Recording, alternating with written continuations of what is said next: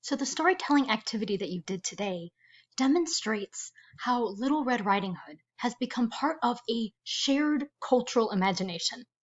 What does it even mean? Cultural imagination is just a way of saying that a culture shares an idea in ways that you don't even consciously think about, through narratives you read, through billboards you see as you're driving down the road, through illustrations in storybooks, through references and advertisements, and all these things come together in our minds and create this shared sort of patchwork of ideas about what something means. So all of the different references to Little Red Riding Hood that you've heard in your life are all merged together inside your head to create an idea, a shared cultural idea surrounding this tale, about its meaning, about its use, about its messages.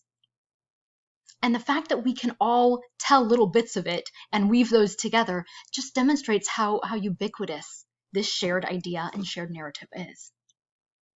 And that's another place that fairy tales get fun. It's in looking at the way it's become a cultural narrative, in the way it's part of how a culture is thinking through an idea. In this case, an idea about little girls, about predators, about who is able to defend themselves and what threats they're able to defend themselves from. So let's just think about, how does your version of Little Red Riding Hood end? Was it more like the Perrault, that looks like Perrault, that we read first? Or is it more like the Grimms, where Little Red Riding Hood survives and lives happily ever after, having learned her lesson? Do you know a version where perhaps the grandmother teaches Little Red Riding Hood how to get out, and they don't need the huntsman to come and intervene? That's dealing with questions about agency.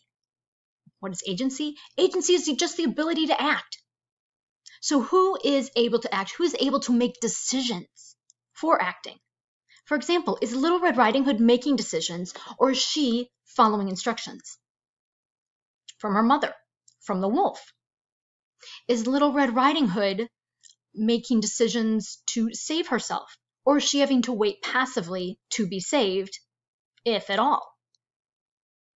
Who has agency?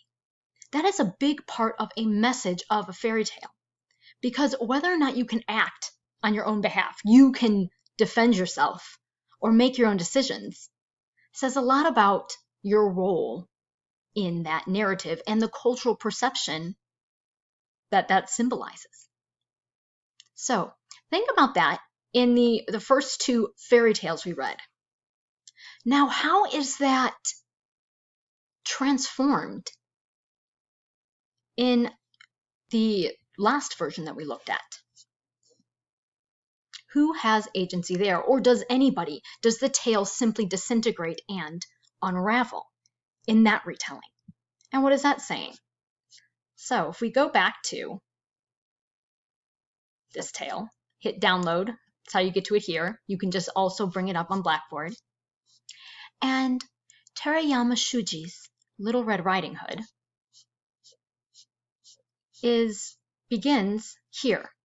And it's framed as something that's not a tale at all, but instead the answer to one of those standardized tests, or a question on a standardized test.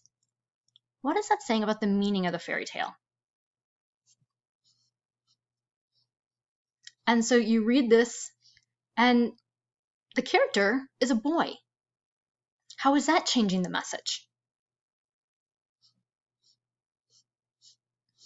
A male Little Red Riding Hood. And then we get to these multiple choice. Do we even have an ending? Or do we get to choose it? Do we get to make up the story as we go? A test would suggest, no, there are strict answers, right and wrong, on a test, but these that are moving towards the absurd are challenging and disrupting that. What does that mean?